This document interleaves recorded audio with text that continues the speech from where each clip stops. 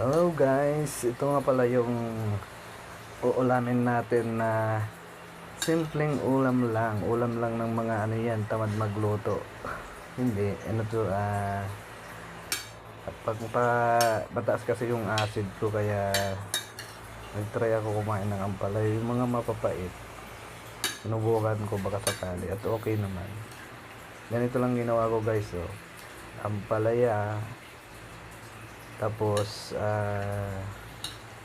kamatis, sibuyas, tapos red egg, yung pulang itlog.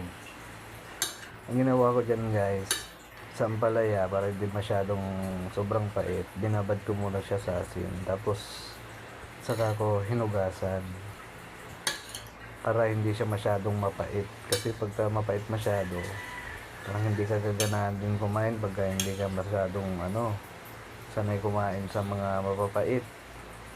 Kaya ganyan ang ginawa ko, iniwa ko lang ng pino para mas madali siyang mag-absorb ng yung kasing alat na yon, yung asin na nilagay, yung parang magpapaalis sa pait. Masarap yun guys, isang buong ampalaya, tapos mga apat na pirasong kamatis, tapos tatlong pulang itlog.